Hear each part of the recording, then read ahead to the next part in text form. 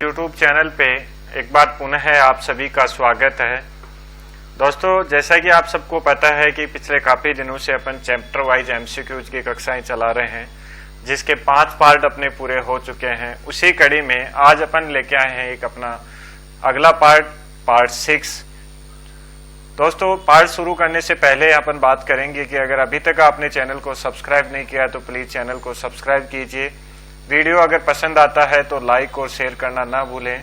तो इसी के साथ स्टार्ट करते हैं आज का अपना चैप्टर वाइज MCQs का पहला क्वेश्चन है, धातुओं के मिलने से बढ़ने वाले तापमान को मापने का यंत्र है। धातुओं के मिलने से अगर कोई भी धातु अगर कहीं पे आग लगी हुई है और किसी धातु की वजह से अगर उसका तापमान बढ़ जाता है तो उसको किस यंत्र से मापा जाता है? ए है थर्मामीटर, ब गैलिनोमीटर, स आपका पायरोमीटर और द होता है स्पीडोमीटर। गेस कीजिए दोस्तों, क्या इसका आंसर हो सकता है? बड़ा अच्छा क्वेश्चन है। तो दोस्तों, इसका आंसर होगा आपका स, पायरोमीटर इसका आंसर होगा। क्योंकि देखो, पायरोमीटर जो होता है, जैसे ही किसी धातु का तापमान बढ़ता है तो थर्मामीटर के बाद में अगर कोई चीज यूज होती है तो आपकी पायरोमीटर होती है। अगला क्वेश्चन है, ऐसा यंत्र जो सरफेस का तापमान मापता है। सरफेस का मतलब होता है सतह, मतलब ऐसा यंत्र जो सतह का तापमान मापता है, उसके बारे में पूछा गया है। ऑप्शन ए है थर्मामीटर, ब है गैलिनोमीटर, स है पायरोमीटर और द है स्पीडोमीटर। क्वेश्चन है कि सरफेस का तापमान किसके द्वारा मापा जाता है, ये अपन को बताना है। ऑप्शन में थर्मामीटर, गैलिनोमीटर, पायरोमीटर और स्पीडोमीटर दिया हुआ है। तो दोस्तों, इसका सही आंसर अपना होगा स, पायरोमीटर इसका सही आंसर होगा। पायरोमीटर के द्वारा सरफेस का तापमान मापा जाता है। मतलब ऐसी वस्तुएं जिनको छू के या जिनको टच करके, मतलब संपर्क के द्वारा नहीं मापा जा सकता, वहां पे पायरोमीटर का प्रयोग किया जाता है। अगला क्वेश्चन बहुत ही अच्छा क्वेश्चन है, प्रति डिग्री एब्सोल्यूट तापमान देने पर गैस का आयतन हो जाता है। ऑप्शन ए, गैस का आयतन चौगुना हो जाता है, दोगुना हो जाता है, तिगुना हो जाता है या कोई परिवर्तन नहीं आता। प्रति डिग्री एब्सोल्यूट तापमान देने पर गैस का आयतन क्या हो जाता है? ऑप्शन ए है कि गैस का आयतन चौगुना हो जाता है, ब दोगुना हो जाता है, स 3 गुना हो जाता है और द कोई परिवर्तन नहीं होता। दोस्तों, बहुत ही अच्छा क्वेश्चन है, उम्मीद है आपको इसका आंसर आता होगा। दोस्तों, इसका सही आंसर होगा ब, गैस का आयतन दोगुना हो जाता है, दोगुना हो जाता है, ये इसका आंसर होता है। कहने का मतलब प्रति डिग्री एब्सोल्यूट तापमान देने पर गैस का आयतन दोगुना हो जाता है। दोस्तों, अगला क्वेश्चन है, देहधरीय प्रसार गुणांक का मात्रक क्या होता है? देहधरीय प्रसार गुणांक का मात्रक क्या होता है? ऑप्शन ए, प्रति 0 डिग्री सेंटीग्रेड, ब प्रति 5 डिग्री सेंटीग्रेड, प्रति 2 डिग्री सेंटीग्रेड या प्रति 3 डिग्री सेंटीग्रेड। बहुत ही अच्छा क्वेश्चन है और परीक्षा के लिहाज से देखा जाए तो इम्पोर्टेंट महत्व भी रखता है अपना। तो दोस्तों, इसका आंसर होगा प्रति 0 डिग्री सेंटीग्रेड देहधरीय प्रसार गुणांक का मात्रक होता है। दोस्तों, अगला क्वेश्चन है, कंबस्चन क्या है? बहुत ही अच्छा क्वेश्चन है, कंबस्चन क्या होता है? संवहन विधि है, ब है संचालन विधि, स रासायनिक प्रतिक्रिया और द उपरोक्त सभी। जल्दी से आंसर गेस कीजिए दोस्तों। ऑप्शन में है पहला संवहन विधि, ब संचालन विधि, स रासायनिक प्रतिक्रिया और द उपरोक्त सभी। बहुत ही अच्छा क्वेश्चन है। तो दोस्तों, इसका आंसर अपना होगा कंबस्चन एक रासायनिक प्रतिक्रिया होती है। क्या होती है? रासायनिक प्रतिक्रिया होती है। अगला क्वेश्चन है, स्मोक अलार्म को कितने समय बाद में बदल देना चाहिए? स्मोक अलार्म जो आपका होता है उसको स्मोक डिटेक्टर जिसको अपन बोलते हैं, स्मोक डिटेक्टर का जो पार्ट होता है स्मोक अलार्म, उसको कितने समय बाद में बदल देना चाहिए? ऑप्शन ए 5 साल बाद, ब 10 साल बाद, स 15 साल बाद और द 2 साल बाद। बहुत ही अच्छा क्वेश्चन है कि स्मोक अलार्म को कितने समय बाद में बदल देना चाहिए। तो दोस्तों, इसका आंसर होगा ब 10 साल बाद उसको बदल देना चाहिए। अगला क्वेश्चन है, बहुमंजिला बिल्डिंगों में आग बुझाने के लिए प्रयुक्त पाइप क्या कहलाता है? बहुमंजिला बिल्डिंगों में आग बुझाने के लिए प्रयुक्त पाइप क्या कहलाता है दोस्तों? कल अपन ने बड़े विस्तार से चर्चा की थी इन सब के बारे में। ऑप्शन ए है हाइड्रेंट, ब है राइजिंग मैन, स वाल्व और द होज। बहुमंजिला बिल्डिंगों में आग बुझाने के लिए प्रयुक्त पाइप क्या कहलाता है दोस्तों? ऑप्शन है आपका राइजिंग मैन, होज, वाल्व और हाइड्रेंट। तो दोस्तों वैसे देखें तो होज भी इसमें शामिल किया जाता है तो दोस्तों, लेकिन इसका करेक्ट जो अपने बात की थी कल कि बिल्डिंग के भीतर एक पाइप होता है जिसको अपन क्या कहते हैं? Rising man. तो दोस्तों इसका सही और मुख्य आंसर होगा वो इसका होगा ब, राइजिंग मैन होता है। दोस्तों होज भी अपन काम में लेते हैं, लेकिन होज बिल्डिंग के अंदर इस राइजिंग वाल्व, राइजिंग पाइप जो होता है, पाइप राइजर जो होता है, इसी से पानी की सप्लाई लेने के लिए काम में लिया जाता है। तो मुख्य रोल अगर अपन बात करेंगे तो राइजिंग मैन्स का ही होगा। अगला क्वेश्चन है स्प्रिंकलर सिस्टम का क्या उद्देश्य होता है? मतलब स्प्रिंकलर सिस्टम क्यों लगाया जाता है दोस्तों, क्या इसका कार्य होता है? ए आग का पता लगाना, ब आग की सूचना देना, स आग को शुरुआती स्तर पर ही बुझाना और द उपरोक्त सभी। जल्दी से दोस्तों इसका आंसर गेस कीजिए क्या हो सकता है। बड़े ही अच्छे ऑप्शन है, बड़ा ही अच्छा क्वेश्चन है दोस्तों। इसका आंसर अपना होगा द उपरोक्त सभी, क्योंकि ये सारे कार्य क्या करता है? एक स्प्रिंकलर सिस्टम द्वारा किए जाते हैं। तो इसका आंसर अपना हो जाएगा उपरोक्त सभी, इसका आंसर होगा। मतलब स्प्रिंकलर द्वारा आग का पता भी लगाया जाता है, अलार्म द्वारा आग की सूचना भी दी जाती है और आग लगते ही अपने आप क्या होता है? स्प्रिंकलर हेड का जो भी मतलब जिस टाइप का स्प्रिंकलर हेड होता है वो पिघल जाता है और उससे पानी की सप्लाई स्टार्ट हो जाती है। तो शुरुआती स्तर पे ही आग को बुझा लिया जाता है। अगला क्वेश्चन है स्प्रिंकलर सिस्टम कितने प्रकार का होता है? ऑप्शन ए 5 प्रकार का होता है, ब 4 प्रकार का होता है, स 3 प्रकार का और द 2 प्रकार का। जल्दी से दोस्तों इसका आंसर गेस कीजिए कि अपना स्प्रिंकलर सिस्टम कितने प्रकार का होता है। तो दोस्तों इसका आंसर होगा 3 प्रकार का होता है। अगला क्वेश्चन स्प्रिंकलर सिस्टम के प्रकार हैं। ए ड्राई पाइप सिस्टम, ब वेट पाइप सिस्टम और स alternate wet and dry pipe system और द उपरोक्त सभी। गैस करना है आपको कि स्प्रिंकलर सिस्टम के जो 3 प्रकार होते हैं वो कौन कौन से होते हैं, या इनमें से कोई एक है या तीनों उसी के प्रकार हैं। तो दोस्तों इसका आंसर आपका हो जाएगा उपरोक्त सभी। स्प्रिंकलर सिस्टम ड्राई भी होता है, वेट भी होता है और अल्टरनेट भी होता है, जिसमें 6 महीने वेट की तरह प्रयोग किया जाता है और 6 महीने ड्राई की तरह प्रयोग किया जाता है। तो इसका आंसर अपना होगा उपरोक्त सभी। अगला क्वेश्चन स्प्रिंकलर हेड कितने प्रकार के होते हैं?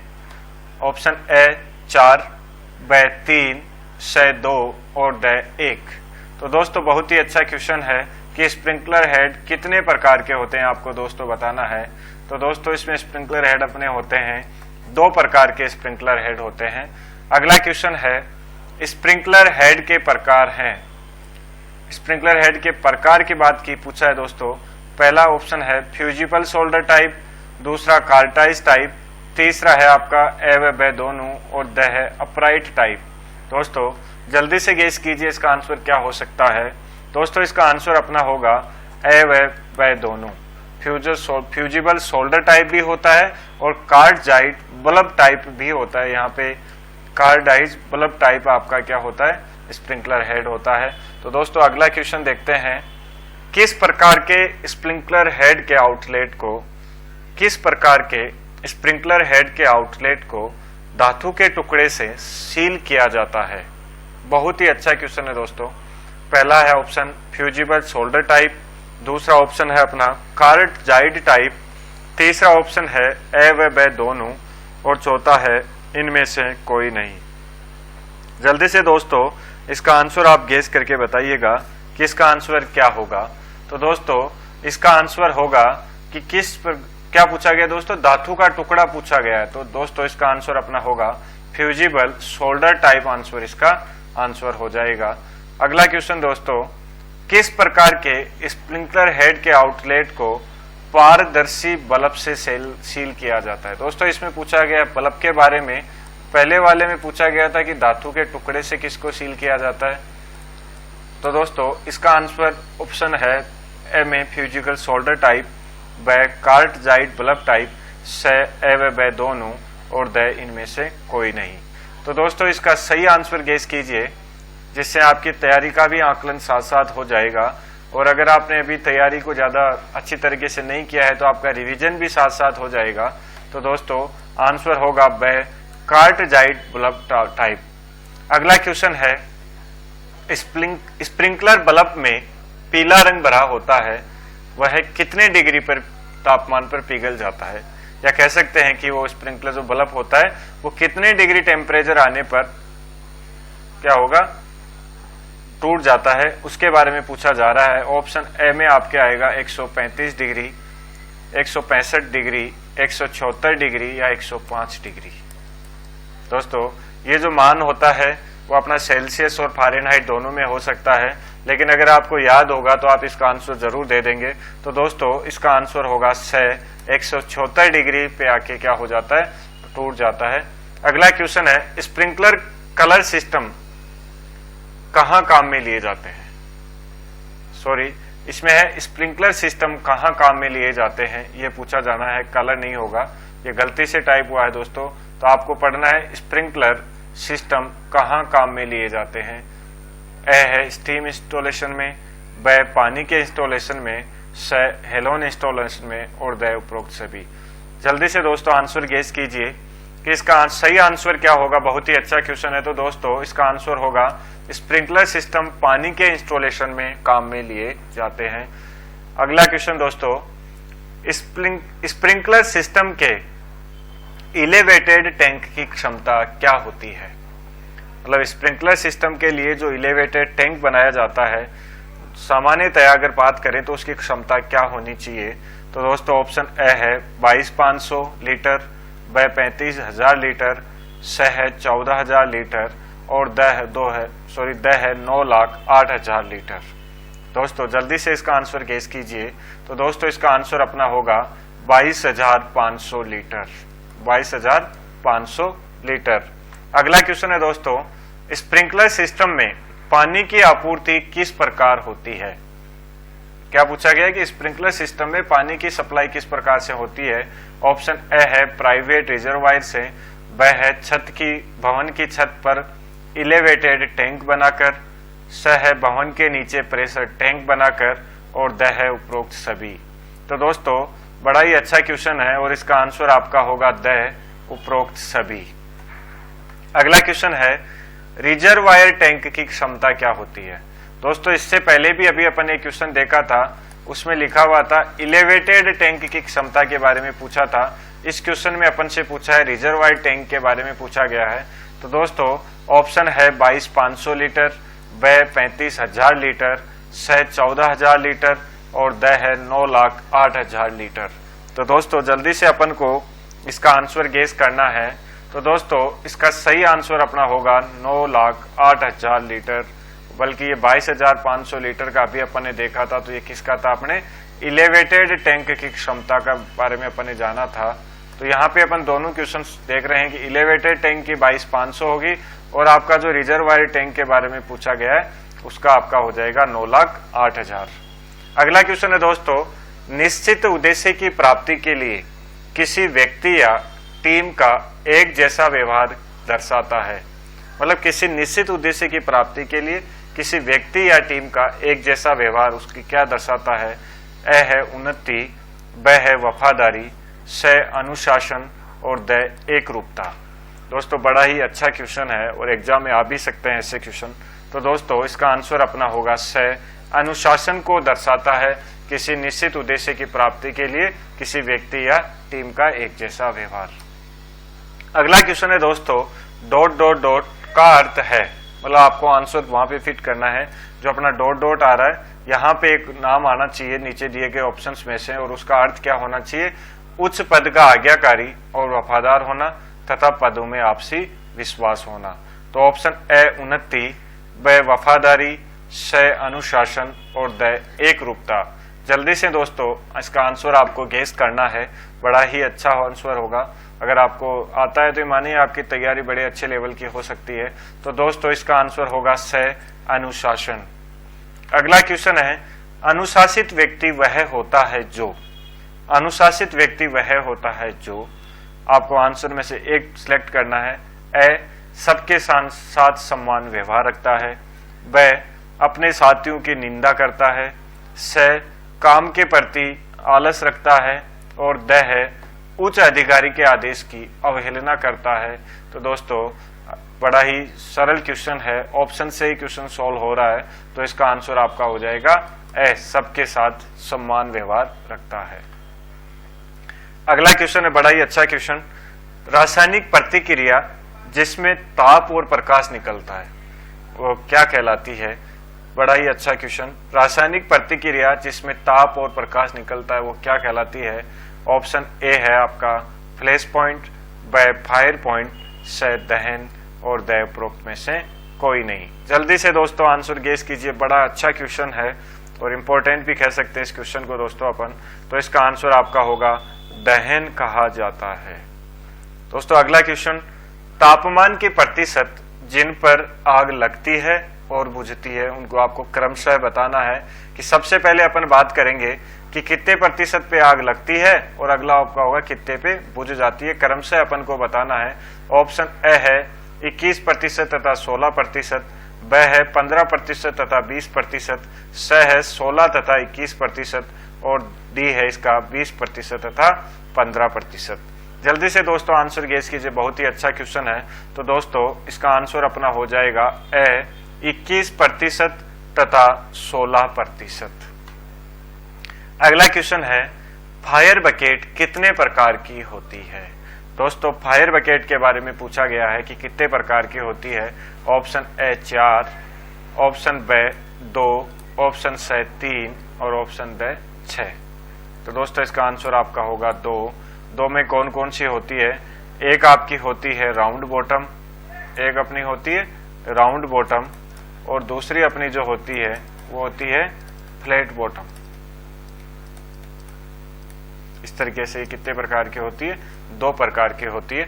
अगला क्वेश्चन अपना है, जब उबलते हुए पानी में ताप दिया जाता है तो, जब उबलते हुए पानी में ताप दिया जाता है तो ऑप्शन ए तापमान घटता है, ब तापमान बढ़ता है, स तापमान स्थिर रहता है और द तापमान बढ़ता और घटता है। इनमें से एक ऑप्शन अपन को चूज करना है।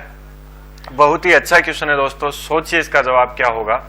जब उबलते हुए पानी में ताप दिया जाता है तो उस पर क्या प्रभाव पड़ता है? उसका तापमान घटता है, बढ़ता है, स्थिर रहता है या तापमान बढ़ता है या घटता है? एक ऑप्शन अपन को चूज करना है। तो दोस्तों इसका आंसर होगा तापमान स्थिर रहता है। देखो दोस्तों जब पानी जब अपने ज्वलनांक बिंदु पे आ जाता है, जब उबलने लग जाता है तो उसका तापमान स्थिर हो जाता है तब तक ही जब तक उसका पूरा भाप नहीं बन जाता, क्योंकि ये उसका क्या होता है एक तरीके से तापमान जब पानी उबलने के बाद में जो ताप दिया जाता है वो एक तरीके से उसकी क्या होती है?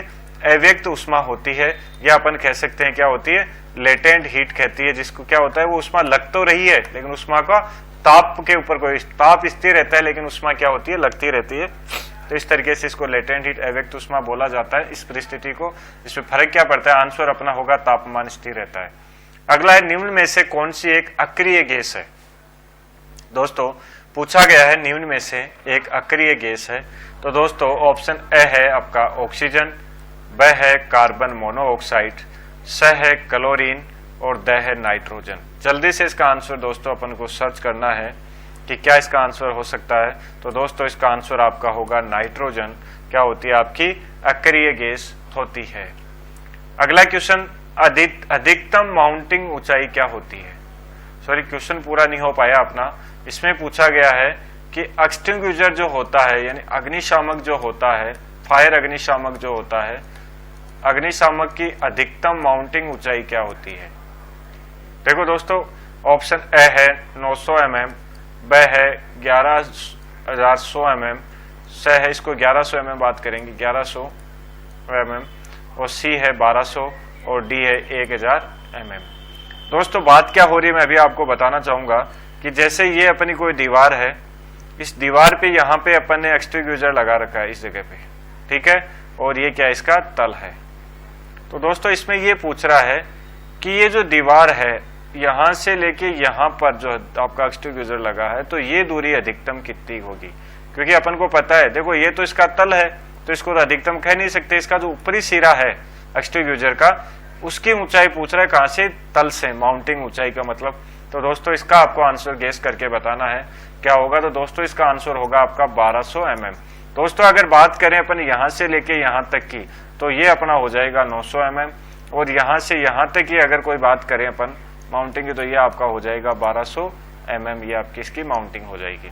तो इसका आंसर होगा 1200 मिमी या mm। अगला क्वेश्चन है, निम्न में से कौन सी एक निष्क्रिय अग्नि सुरक्षा है। बड़ा ही अच्छा क्वेश्चन है। निम्न में से कौन सी एक निष्क्रिय अग्नि सुरक्षा है। दोस्तों ऑप्शन ए है अग्निरोधी संरचनाएं, ब हाइड्रेंट्स, से मॉनिटर, और द या डी स्प्रिंकलर प्रणाली। निष्क्रिय अग्नि सुरक्षा के बारे में पूछा गया है, बड़ा अच्छा क्वेश्चन है, जल्दी से इसका आंसर गेस कीजिए। तो दोस्तों इसका आंसर अपना होगा अग्निरोधी संरचनाएं। क्या होगा, अग्निरोधी संरचनाएं इसका आंसर होगा। बात करते हैं अगले क्वेश्चन की, बाहर निकलने वाला धुआं किस प्रकार के खतरे का उदाहरण होता है। बाहर निकलने वाला धुआं किस प्रकार के खतरे का उदाहरण होता है। ऑप्शन ए पर्यावरणीय, ब रासायनिक, स जीव वैज्ञानिक, और डी इसका होगा भौतिकी। किस प्रकार का खतरा होता है, जल्दी से गेस कीजिए। कॉमन सेंस का क्वेश्चन है, बड़ा अच्छा क्वेश्चन है। तो दोस्तों इसका आंसर आपका होगा पर्यावरणीय खतरे का उदाहरण होता है। बाहर निकलने वाला धुआं किस प्रकार के खतरे का उदाहरण होता है, पर्यावरणीय खतरे का उदाहरण होता है। अब बात करते हैं आज की कक्षा के अंतिम क्वेश्चन की, वो है आग की रोकथाम तथा आग नियंत्रण नीतियां कौन बनाता है। मतलब आग का जो एडमिनिस्ट्रेशन होता है, फायर एडमिनिस्ट्रेशन का क्वेश्चन है। आग की रोकथाम तथा आग नियंत्रण नीतियां कौन बनाता है। ऑप्शन ए फायर अधिकारी, ब महानिदेशक अग्नि सेवा, स मुख्य फायर अधिकारी, और डी स्टेशन फायर अधिकारी। जल्दी से दोस्तों इसका आंसर गेस कीजिए, बहुत अच्छा क्वेश्चन है, उम्मीद है आपको इसका आंसर भी आएगा। तो दोस्तों इसका आंसर अपना होगा महानिदेशक अग्नि सेवा के द्वारा क्या किया जाता है, आग की रोकथाम तथा आग के नियंत्रण से संबंधित नीतियां बनाई जाती है, नियम बनाए जाते हैं और लागू करने के आदेश दिए जाते हैं। दोस्तों यह था अपना आज की कक्षा, जिसमें अपन ने अपने चैप्टर वाइज एमसीक्यूज का पार्ट 6 था, जिसमें अपने बहुत ही अच्छे अच्छे क्वेश्चंस को देखा है, जिससे अपन ने अपनी तैयारी का भी आकलन किया है। साथ में आप लोग अपनी तैयारी के साथ साथ अपने सिलेबस को रिवाइज भी करते जा रहे हैं। तो दोस्तों बने रहिएगा, अगली कक्षा में भी मिलते हैं, अगली कक्षा में नई क्लास और नए क्वेश्चंस के साथ। तब तक के लिए नमस्कार, जय हिंद, जय भारत।